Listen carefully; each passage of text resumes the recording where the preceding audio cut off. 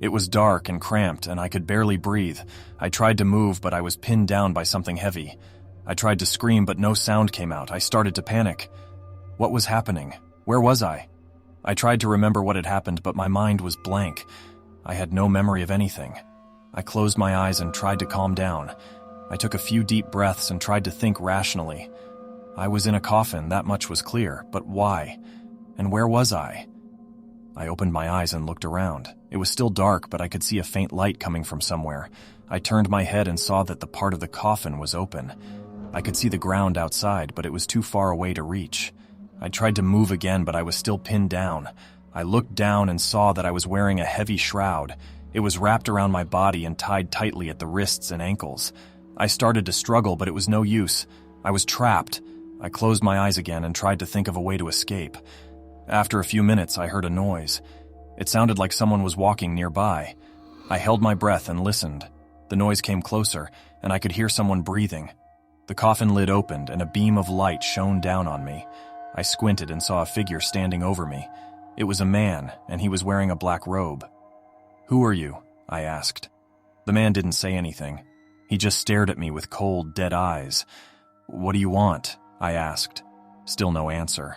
The man just kept staring at me. I started to get scared. I tried to move again, but I was still pinned down.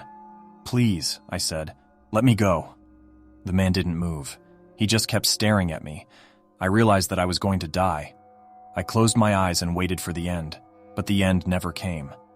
After a few minutes, the man turned and walked away. He closed the coffin lid, and I was left in darkness again. I lay there for a long time, trying to make sense of what had happened.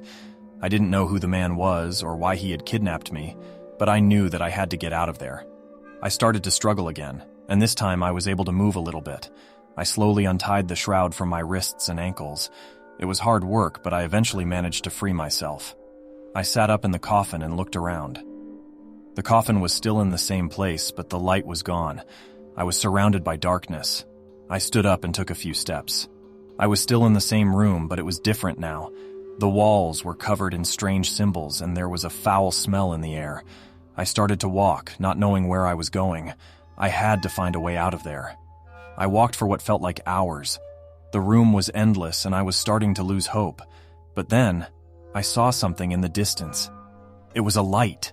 I ran towards the light, and soon I came to a door. I pushed the door open and stepped outside. I was in a forest. The sun was shining, and the birds were singing. I couldn't believe it. I was free. I took a deep breath of fresh air and started to walk. I didn't know where I was going, but I didn't care. I was just happy to be alive. I walked for a long time until I came to a road. I followed the road, and eventually I came to a town. I went into the town and found a police station. I told the police what had happened, and they called an ambulance. The paramedics took me to the hospital, where I was treated for shock. I told the doctors what had happened, but they didn't believe me. They said that I had probably just had a bad dream. But I knew that what I had experienced was real.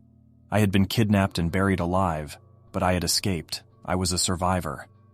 I left the hospital a few days later, and I vowed never to go back to that place again. But I will never forget what happened there. It was the most terrifying experience of my life.